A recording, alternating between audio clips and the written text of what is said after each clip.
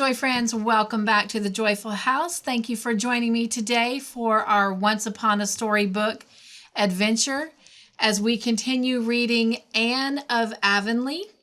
And today we are going to be reading chapter 22, Odds and Ends, and chapter 23, Miss Lavender's Romance.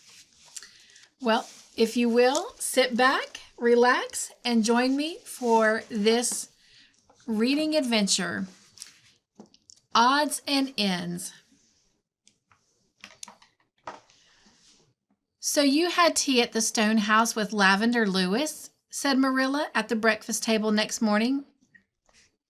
"What is she like now? It's over 15 years since I saw her last. It was one Sunday in Grafton Church. I suppose she's changed a great deal. Davy Keith, when you want something you can't reach, ask to have it passed and don't spread yourself over the table in that fashion. Did you ever see Paul Irvin doing that when he was here to meals?" "But Paul's arms are longer than mine," grumbled Davy. "They've had 11 years to grow and mine have only had 7. Sides, I did ask, but you and Anne were so busy talking you didn't pay any attention. Sides, Paul's never been here to any meal except tea, and it's easier to be polite at tea than at breakfast. You ain't half as hungry. It's an awful long while between supper and breakfast. Now, Anne, that spoonful ain't any bigger than it was last year, if I'm ever so much bigger. Of course, I don't know what Miss Lavender used to look like, but I don't fancy somehow that she has changed a great deal," said Anne after she had helped Davy to maple syrup, giving him 2 spoonfuls to pacify him. "Her hair is snow white, but her face is fresh and almost girlish, and she has the sweetest brown eyes, such a pretty shade of wood brown with little golden glints in them, and her voice makes you think of white satin and tinkling water and fairy bells all mixed up together." "She was reckoned a great beauty when she was a girl," said Marilla. "I never knew her very well, but I liked her as far as I did know her. Some folks thought her peculiar, even then. Davy, if I ever catch you at such a trick again, you'll be made to wait for your meals till everyone is done like the French." Most conversations between Anne and Marilla in the presence of the twins were punctuated by these rebukes Davy-ward. In this instance, Davy, sad to relate, not being able to scoop up the last drops of his syrup with his spoon, had solved the difficulty by lifting his plate in both hands and applying his small pink tongue to it. Anne looked at him with such horrified eyes that the little sinner turned red and said, half shamefacedly, half defiantly, "There ain't any waste that way." "People who are different from other people are always called peculiar," said Anne. "And Miss Lavender is certainly different, though it's hard to say just where the difference comes in. Perhaps it's because she's one of those people who never grow old." "One might as well grow old when all your generation do," said Marilla, rather reckless of her pronouns. "If you don't fit in anywhere. Far as I can learn, Lavender Lewis has just dropped out of everything. She's lived in that out-of-the-way place until everybody has forgotten her. That stone house is one of the oldest on the island. Old Mr. Lewis built it 80 years ago when he came out from England." Davy stopped joggling Dora's elbow. "Oh, I saw you. You needn't try to look innocent. What does make you behave so this morning?" "Maybe I got off on the wrong side of the bed," suggested Davy.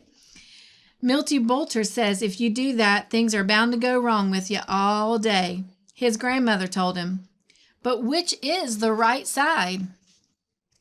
And what are you to do when your bed's against the wall? I want to know." "I've always wondered what went wrong between Stephen Irvin and Lavender Lewis," continued Marilla, ignoring Davy. "They were certainly engaged 25 years ago, and then all at once it was broken off. I don't know what the trouble was, but it must have been something terrible, for he went away to the States and he's never come home since." "Perhaps it was nothing very dreadful after all. I think the little things in life often make more trouble than the big things, said Anne, with one of those flashes of insight which experience could not have bettered. Marilla, please don't say anything about my being at Miss Lavendar's to Miss Lynde. She'd be sure to ask 100 questions, and somehow I wouldn't like it. Nor Miss Lavendar either, if she knew, I feel sure. I dare say Rachel would be curious, admitted Marilla, though she hasn't as much time as she used to have for looking after other people's affairs. She's tied home now on account of Thomas, and she's feeling pretty downhearted, for I think she's beginning to lose hope of his ever getting better. Rachel will be left pretty lonely if something happens to him, with all her children settled out west except Eliza in town, and she doesn't like her husband. Marilla's pronouns slandered Eliza, who was very fond of her husband. Rachel says if he'd only brace up and exert his willpower, he'd get better. But what is the use of asking a jellyfish to sit up straight, continued Marilla. Thomas Lynde never had any willpower to exert. His mother ruled him till he married, and then Rachel carried it on. It's a wonder he dared to get sick without asking her permission. But there, I shouldn't talk so. Rachel has been a good wife to him. He'd never have amounted to anything without her, that's certain. He was born to be ruled, and it's well he fell into the hands of a clever, capable manager like Rachel. He didn't mind her way. It saved him the bother of ever making up his own mind about anything.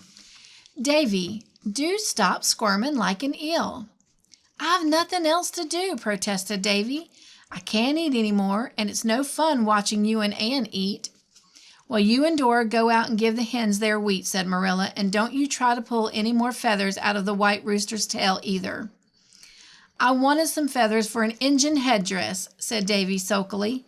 Milty Boulter has a dandy one, made out of the feathers his mother gave him when she killed their old white gobbler. You might let me have some. That rooster's got ever so many more as he wants. You may have the old feather duster in the garret, said Anne, and I'll dye them green and red and yellow for you. You do spoil that boy dreadfully, said Marilla, when Davy, with a radiant face, had followed prim Dora out. Marilla's education had made great strides in the past 6 years, but she had not been able to rid herself of the idea that it was very bad for a child to have too many of its wishes indulged. All the boys of his class have Indian headdresses, and Davy wants one too, said Anne. I know how it feels. I'll never forget how I used to long for puff sleeves when all the other girls had them. And Davy isn't being spoiled. He is improving every day. Think what a difference there is in him since he came here a year ago. He certainly doesn't get into as much mischief since he began to go to school, acknowledged Marilla. I suppose he works off the tendency with the other boys. But it's a wonder to me we haven't heard from Richard Keefe before this. Never a word since last May. I'll be afraid to hear from him, sighed Anne, beginning to clear away the dishes. If a letter should come, I dread opening it, for fear it would tell us to send the twins to him. A month later, a letter did come, but it was not from Richard Keefe. A friend of his wrote to say that Richard Keefe had died of consumption a fortnight previously. The writer of the letter was the executor of his will, and that will, the sum of $2,000, was left to Miss Marilla Cuthbert in trust for David and Dora Keith until they came of age or married. In the meantime, the interest was to be used for their maintenance. It seems dreadful to be glad of anything in connection with the death, said Anne soberly. I'm sorry for poor Mr. Keefe, but I am glad that we get to keep the twins. It's a very good thing about the money, said Marilla practically. I want to keep them, but I really didn't see how I could afford to do it, especially when they grow older. The rent of the farm doesn't do any more than keep the house, and I was bound that not a cent of your money would be spent on them. You do far too much for them as it is. Dora didn't need that new hat you bought her any more than a cat needs 2 tails. But now the way is made clear, and they are provided for. Davy and Dora were delighted when they heard that they were to live at Green Gables for good. The death of an uncle whom they had never seen could not weigh a moment in the balance against that. But Dora had one misgiving. Was Uncle Richard buried? She whispered to Anne. Yes, dear, of course. He isn't like Mirabel Cotton's uncle, is he? in a still more agitated whisper. "He won't walk about houses after being buried, will he, Anne?" Chapter 23, Miss Lavendar's Romance. "I think I'll take a walk through to Echo Lodge this evening," said Anne one Friday afternoon in December. "It looks like snow," said Marilla dubiously. "I'll be there before the snow comes, and I mean to stay all night. Diana can't go because she has company, and I'm sure Miss Lavendar will be looking for me tonight. It's a whole fortnight since I was there." Anne had paid many a visit to Echo Lodge since that October day. Sometimes she and Diana drove around by the road, and sometimes they walked through the woods. When Diana could not go, Anne went alone. Between her and Miss Lavendar had sprung up one of those fervent, helpful friendships possible only between a woman who has kept the freshness of youth in her heart and soul, and a girl whose imagination and intuition supplied the place of experience. Anne had at last discovered a real kindred spirit while into the little lady's lonely, sequestered life of dreams. Anne and Diana came with the wholesome joy and exhilaration of the outer existence, which Miss Lavendar, the world forgetting, by the world forgot, had long ceased to share. They brought an atmosphere of youth and reality to the little stone house. Charlotta, of youth and reality to the little stone house, Charlotta, the fourth, always greeted them with her very wide-set smile, and Charlotta's smiles were fearfully wide, loving them for the sake of her adored mistress as well as for their own. Never had there been such high jinks held in the little stone house as were held there that beautiful late lingering autumn, when November seemed October over again, and even December ate the sunshine and hazes of summer. But on this particular day it seemed as if December had remembered that it was time for winter, and had turned suddenly dull and brooding, with a windless hush predictive of coming snow. Nevertheless, Anne keenly enjoyed her walk through the great gray maze of the beechlands. Though alone, she never found it lonely. Her imagination peopled her path with merry companions, and with these she carried on a gay, pretended conversation that was wittier and more fascinating than conversations are apt to be in real life, where people sometimes fail most lamentably to talk up to the requirements. In a make-believe assembly of choice spirits, everybody says just the thing you want her to say, and so gives you the chance to say just what you want to say. Attended by this invisible company, Anne traversed the woods and arrived at the fir lane just as broad feathery flakes began to flutter down softly.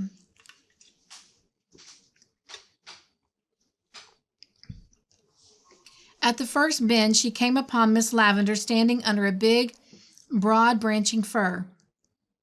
She wore a gown of warm, rich red, and her head and shoulders were wrapped in a silvery gray silk shawl. "You look like the queen of the firwood fairies," called Anne merrily. "I thought you would come tonight, Anne," said Miss Lavendar, running forward, "and I am doubly glad, for Charlotta the Fourth is away. Her mother is sick, and she had to go home for the night. I should have been very lonely if you hadn't come. Even the dreams and the echoes wouldn't have been enough company. Oh, Anne, how pretty you are," she added suddenly, looking up at the tall, slim girl with the soft rose flush of walking on her face. "How pretty and how young. It's so delightful to be 17, isn't it?" "I do envy you," concluded Miss Lavendar candidly. "But you are only 17 at heart," smiled Anne. "No, I'm old, or rather middle-aged, which is far worse," sighed Miss Lavendar. "Sometimes I can pretend I'm not, but at other times I realize it, and I can't reconcile myself to it as most women seem to. I'm just as rebellious as I was when I discovered my first gray hair." "Now, Anne, don't look as if you were trying to understand. 17 can't understand. I'm going to pretend right away that I'm 17 too, and I can do it now that you're here. You always bring youth in your hand like a gift. We're going to have a jolly evening. Tea first. What do you want for tea? We'll have whatever you like. Do think of something nice and indigestible." Those were sounds of riot and mirth in the little stone house that night. There were sounds of riot and mirth in the little stone house that night. With cooking and feasting and making candy and laughing and pretending, it is quite true that Miss Lavender and Anne comported themselves in a fashion entirely unsuited to the dignity of a spinster of 45 and a sedate schoolma'am. Then, when they were tired, they sat down on the rug before the grate in the parlor, lighted only by the soft fire shine and perfumed deliciously by Miss Lavender's open rose jar on the mantel. The wind had risen and was sighing and wailing around the eaves, and the snow was thudding softly against the windows, as if 100 storm sprites were tapping for entrance. "I'm so glad you're here, Anne," said Miss Lavender, nibbling at her candy. If you weren't, I should be blue, very blue, almost navy blue. Dreams and make-believes are all very well in the daytime and the sunshine, but when dark and storm come, they fail to satisfy. One wants real things then, but you don't know this. 17 never knows it. At 17, dreams do satisfy, because you think the realities are waiting for you further on. When I was 17, Anne, I didn't think 45 would find me a white-haired little old maid with nothing but dreams to fill my life. "But you aren't an old maid," said Anne, smiling into Miss Lavender's wistful wood-brown eyes. "Old maids are born. They don't become. Some are born old maids, some achieve old maidenhood, and some have old maidenhood thrust upon them," parried Miss Lavender whimsically. "You are one of those who have achieved it then," laughed Anne, "and you've done it so beautifully that if every old maid were like you, they would come into fashion, I think." "I always like to do things as well as possible," said Miss Lavender meditatively, "and since an old maid I had to be, I was determined to be a very nice one. People say I'm odd, but it's just because I follow my own way of being an old maid and refuse to copy the traditional pattern. And did anyone ever tell you anything about Stephen Irvin and me?" "Yes," said Anne candidly. "I've heard that you and he were engaged once." "So we were, 25 years ago. A lifetime ago. And we were to have been married the next spring. I had my wedding dress made, although nobody but Mother and Stephen ever knew that. We'd been engaged in a way almost all our lives, you might say. When Stephen was a little boy, his mother would bring him here when she came to see my mother, and the second time he ever came, he was 9 and I was 6. He told me out in the garden that he had pretty well made up his mind to marry me when he grew up. I remember that I said thank you, and when he was gone, I told Mother very gravely that there was a great weight off my mind because I wasn't frightened anymore about having to be an old maid. How poor Mother laughed." "And what went wrong?" asked Anne breathlessly. "We had just a stupid, silly, commonplace quarrel. So commonplace that if you'll believe me, I don't even remember just how it began. I hardly know who was the more to blame for it. Stephen did really begin it, but I suppose I provoked him by some foolishness of mine. He had a rival or two, you see. I was vain and coquettish and liked to tease him a little. He was a very high-strung, sensitive fellow. Well, we parted in a temper on both sides. But I thought it would all come right, and it would have if Stephen hadn't come back too soon, Anne, my dear, I'm sorry to say." Miss Lavender dropped her voice as if she were about to confess a predilection for murdering people. "That I am a dreadfully sulky person. Oh, you needn't smile. It's only so true. I do sulk. And Stephen came back before I had finished sulking. I wouldn't listen to him, and I wouldn't forgive him, and so he went away for good. He was too proud to come again. And then I sulked because he didn't come. I might have sent for him, perhaps, but I couldn't humble myself to do that. I was just as proud as he was. Pride and sulkiness make a very bad combination, Anne. But I could never care for anybody else, and I didn't want to. I knew I'd rather be an old maid for 1,000 years than marry anybody who wasn't Stephen Irving. Well, it all seems like a dream now, of course. How sympathetic you look, Anne. As sympathetic as only 17 can look. But don't overdo it.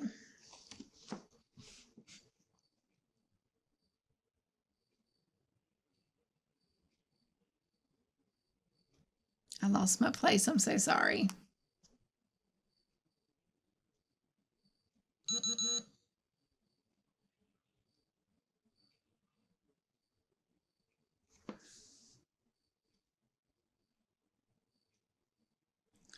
But don't overdo it. I'm really a very happy, contented little person in spite of my broken heart. My heart did break, if ever a heart did, when I realized that Stephen Irving was not coming back. But Anne, a broken heart in real life isn't half as dreadful as it is in books. It's a good deal like a bad tooth, though you won't think that as a very romantic simile. It takes spells of aching and gives you a sleepless night now and then. But between times it lets you enjoy life and dreams and echoes and peanut candy as if there were nothing that mattered with it. And now you're looking disappointed. You don't think I'm half as interesting a person as you did 5 minutes ago when you believed I was always the prey of a tragic memory, bravely hidden beneath external smiles. That's the worst or the best of real life, Anne. It won't let you be miserable. It keeps on trying to make you comfortable and succeeding even when you're determined to be unhappy and romantic. Isn't this candy scrumptious? I've eaten far more than is good for me already, but I am going to keep recklessly on. After a little silence, Miss Lavender said abruptly, "It gave me a shock to hear about Stephen's son that first day you were here, Anne. I've never been able to mention him to you since, but I've wanted to know all about him. What sort of boy is he?" "He is the dearest, sweetest child I ever knew, Miss Lavender. And he pretends things too, just as you and I do." "I'd like to see him," said Miss Lavender softly, as if talking to herself. "I wonder if he looks anything like the little dream boy who lives here with me. My little dream boy." "If you would like to see Paul, I'll bring him through with me sometime," said Anne. "I would like it, but not too soon. I want to get used to the thought. There might be more pain than pleasure in it. If he looks too much like Stephen, or if he didn't look enough like him, in a month's time you may bring him." Accordingly, a month later, Anne and Paul walked through the woods to the stone house and met Miss Lavender in the lane. She had not been expecting them just then, and she turned very pale. "So this is Stephen's boy?" she said in a low tone, taking Paul's hand and looking at him as he stood, beautiful and boyish, in his smart little fur coat and cap. He is very like his father." "Everybody says I'm a chip off the old block," remarked Paul, quite at his ease. Anne, who'd been watching the little scene, drew a relieved breath. She saw that Miss Lavender and Paul had taken to each other, and that there would be no constraint or stiffness. Miss Lavender was a very sensible person, in spite of her dreams and romance, and after that first little portrayal, she tucked her feelings out of sight and entertained Paul as brightly and naturally as if he were anybody's son who had come to see her. They all had a jolly afternoon together, and such a feast of fat things by way of supper as would have made old Mr. Irving hold up her hands, would have made old Mrs. Irving hold up her hands in horror, believing that Paul's digestion would be ruined forever. "Come again, laddie," said Miss Lavender, shaking hands with him at parting. "You may kiss me if you like," said Paul gravely. Miss Lavender stooped and kissed him. "How did you know I wanted to?" she whispered. "Because you looked at me just as my little mother used to when she wanted to kiss me. As a rule, I don't like to be kissed. Boys don't. You know, Miss Lewis? But I think I'd rather like to have you kiss me, and of course I'll come to see you again. I think I'd like to have you for a particular friend of mine, if you don't object." I don't think I shall object," said Miss Lavender. She turned and went in very quickly, but a moment later she was waving a gay and smiling goodbye to them from the window. "I like Miss Lavender," announced Paul, as they walked through the beech woods. "I like the way she looked at me, and I like her stone house, and I like Charlotta the Fourth. I wish Grandma Irving had a Charlotta the Fourth instead of Mary Jo. I feel sure that Charlotta the Fourth wouldn't think I was wrong in my upper story when I told her what I think about things. Wasn't that a splendid tea we had, teacher? Grandma says a boy shouldn't be thinking about what he gets to eat, but he can't help it sometimes when he is real hungry. You know, teacher, I don't think Miss Lavender would make a boy eat porridge for breakfast if he didn't like it. She'd get things for him he did like. But of course, Paul was nothing if not fair-minded. That mightn't be a very good thing for him. It's very nice for a change, though, teacher, you know?" Well, thank you for joining me for this storybook adventure. I hope you enjoyed today's reading. I look forward to joining you again next week as we continue Anne of Avonlea.